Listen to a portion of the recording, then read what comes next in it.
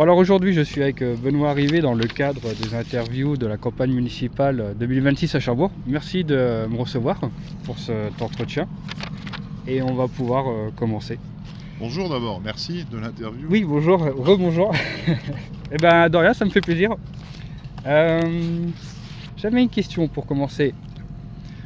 Pourquoi revenir en tant que candidat ou alors ne pas laisser quelqu'un d'autre se présenter à votre place? Est-ce que vous vous dites que vous avez quelque chose que vous n'avez pas accompli? Écoutez, je suis maire depuis 10 ans de Cherbourg-en-Cotentin, puisque la commune nouvelle a été créée, comme vous le savez, il y a 10 ans maintenant. Et donc j'ai souhaité poursuivre l'engagement et donc effectivement je me représente dans le cadre de cette élection municipale avec une équipe de 54 femmes et hommes extrêmement engagés, impliqués pour l'avenir de Cherbourg-en-Cotentin. Et donc il vous reste quelque chose encore à faire que vous dites au niveau de la ville? Bien entendu, vous savez, la politique municipale, elle est complète, hein, c'est protéger, accompagner les habitants, il reste beaucoup à faire. Et donc on a décidé de nouveau de construire un programme le plus complet possible pour appréhender et construire pour et avec les habitants la ville de demain. Oui, j'imagine. Je vous avais demandé, au dernier moment, d'apporter un objet qui vous représente au niveau de Cherbourg et de la politique, un objet personnel. Bon là, manque de temps, on n'a pas pu l'emmener, mais ça aurait été quoi, s'il vous plaît? Si j'avais pu venir avec, ça aurait été un objet auquel je suis beaucoup attaché. C'est la lampe à souder de mon grand-père, qui était gazier à l'époque à Gazéo. Et donc c'est un objet auquel je tiens beaucoup. D'accord, très bien. Hop, excusez-moi avec le vent, c'est pas simple. Votre premier souvenir que vous avez de Cherbourg, que ce soit une image ou alors une odeur ou un moment en famille ou en politique? Alors moi je suis né rue de l'Argonne, hein, aux Provinces, sur le plateau des Provinces, dans le quartier des Provinces. Donc j'ai beaucoup de souvenirs d'enfants ici à Cherbourg-en-Cotentin, à Cherbourg et à Octeville à l'époque. Mais je dirais peut-être j'ai un très bon souvenir du magasin de jouets que tout le monde a connu à Raty à l'époque, en tout cas beaucoup de gens de ma génération. C'est un des souvenirs particuliers que j'ai avec mes parents dans le grand escalier qui montait à l'étage à l'époque. C'est le magasin du centre-ville que vous parlez? Tout à fait, c'est ça, qui va bientôt être rénové. Et comme beaucoup de jeunes de ma génération, on était enfants très attachés et on aimait beaucoup aller dans ce magasin de jouets. Ouais, ça me dit quelque chose aussi, en étant enfant, j'ai dû y aller. Tout le monde n'est pas d'accord avec vous sur ce que vous avez pu faire, notamment à Cherbourg, au centre-ville. Quelle critique vous a le plus touché en tant qu'homme politique? Écoutez, la critique, le débat fait partie du débat politique. Moi, j'ai toujours accepté ce débat à la condition qu'il reste correct. Et aujourd'hui, vous qui êtes un acteur sur les réseaux sociaux, moi j'ai toujours accepté les critiques, les remarques, et puis certaines critiques sont bonnes à entendre et parfois sont justifiées. Ça n'excuse pas le lynchage sur les réseaux sociaux qui me touche aujourd'hui, qui touche ma famille. Les limites ont été dépassées depuis bien longtemps.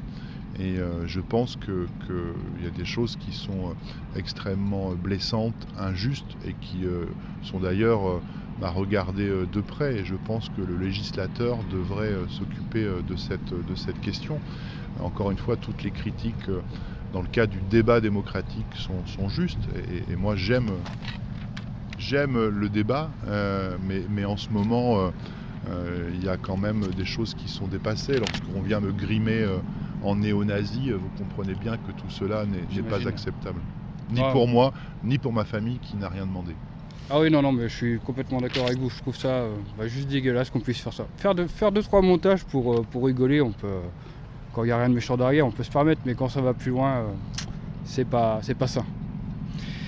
Et quand vous rentrez chez vous le soir, une fois que vous n'êtes plus maire, comment vous faites pour redevenir juste Benoît? Alors d'abord, quand vous êtes maire, vous rentrez assez tard à la maison.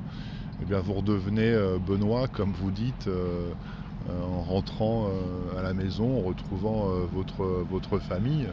Les choses se font assez naturellement. Comme vous, quand vous rentrez chez vous, vous laissez vos outils de travail, votre costume à la porte. C'est la même chose pour moi. Je pense que c'est le plaisir de retrouver sa famille, de retrouver son chez-soi et puis de passer une fin de soirée le plus calme possible. Mais des fois, les fins de soirée sont animées quand vous êtes mère, puisque le téléphone sonne en permanence, ce qui est aussi normal compte tenu des attentes. Et puis il y a les astreintes, il y a les urgences. Mais dans les soirées calmes, c'est toujours le plaisir d'être en famille, en tout cas pour moi, qui permet de penser à autre chose et d'avoir une vie aussi à côté riche, et c'est ça aussi l'essentiel. Donc quelque part là, même si on retrouve sa famille puis qu'on quitte le costume, on est quand même mère 24 heures sur 24.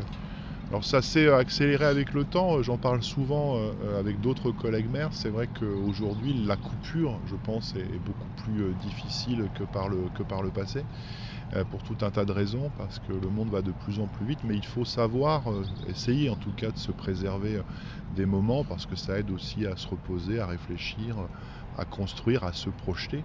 On ne peut pas toujours être sous pression. Alors on trouve aussi des moments. Moi j'aime bien faire un peu de sport, j'aime bien faire des balades en vélo dans notre belle ville de Cherbourg en Cotentin.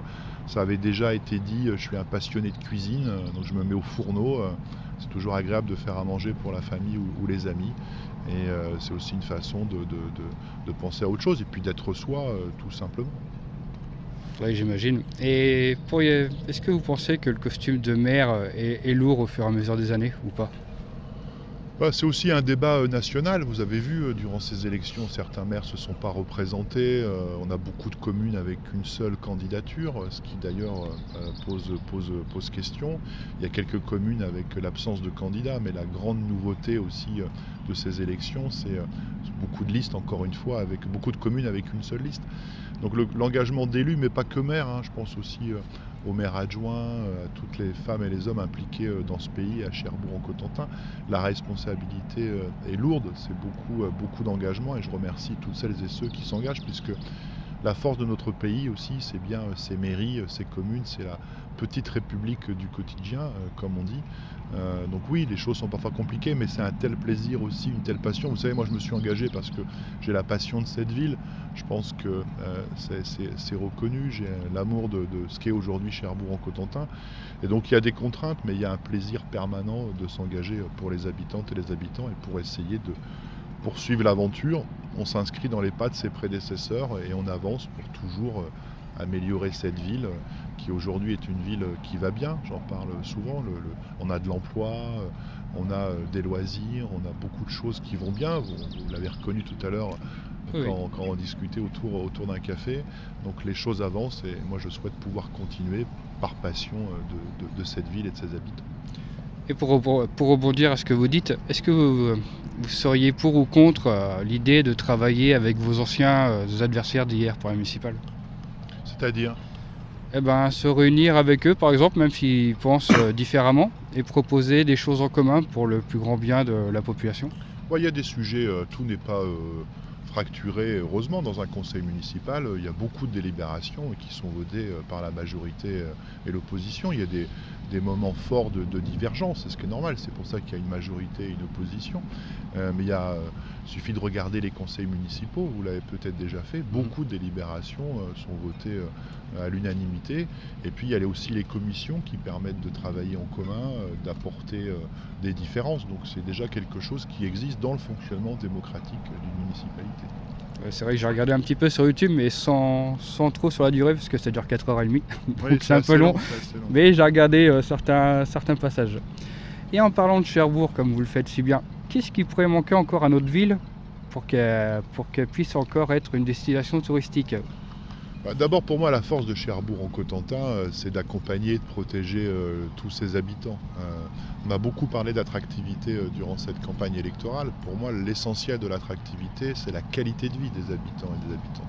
C'est ça le sujet, de la petite enfance jusqu'aux aînés. il faut s'occuper de tous les habitants. Je pense que c'est ça qui fait le charme d'une ville.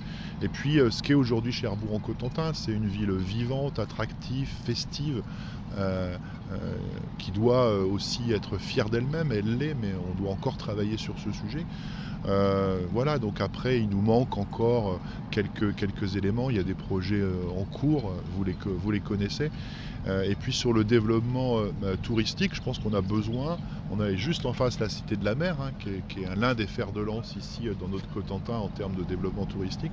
Je pense qu'il faut qu'on axe notre politique sur un tourisme vert, avec des gens qui viennent rechercher le calme, la qualité ici des plages, les produits du terroir, la gastronomie locale. On voit bien ce qui est en train de se développer. On a de plus en plus de tourisme ici à Cherbourg-en-Cotentin et dans le Cotentin, et quand vous regardez les études, les gens viennent chercher les paysages, nos plages, les sports nautiques, la gastronomie, je vous en ai déjà parlé, les sentiers de randonnée de Cherbourg-en-Cotentin jusqu'à La Hague, mais dans toute l'agglomération il y a des choses à faire. Donc je pense que ça va s'accentuer, ça va s'accélérer parce qu'on communique aussi mieux que par le passé. C'était la force de la création de Cherbourg-en-Cotentin et ensuite de l'agglomération en 2017 qui est venue unifier la politique touristique. Mais je crois qu'il faut vraiment axer sur ce qu'attendent les gens aujourd'hui, un tourisme vert, maritime, avec des valeurs aussi autour de cette question du vivre ensemble. Oui, pour mon sentiment personnel, oui, c'est vrai que Cherbourg est une très jolie ville auquel on a plaisir à se promener, surtout l'été quand il fait beau, comme aujourd'hui. Même si on n'est pas encore en été. C'est ce que j'allais dire. Mais qu'après, oui, on peut toujours critiquer certaines mesures que vous ayez pu faire, mais en général, je pense que oui, c'est une très belle ville par rapport à d'autres. Et la toute dernière question que j'aurais pour cet entretien, dans 30 ans, qu'est-ce que vous aimeriez entendre, qu'on pourrait dire sur vous, sur l'ère de Benoît Rivet en tant que maire de Cherbourg? Dans 30 ans Ou 20 ans. Dans 30 ans, j'aurai 80 ans. Qu'est-ce que j'aimerais entendre? Il a aimé beaucoup cette ville et il a fait son maximum. D'accord, ok. Eh ben, je vous remercie. C'était Merci gentil à de vous. m'avoir rencontré. C'était un plaisir, merci à vous. Merci Et à bientôt. également.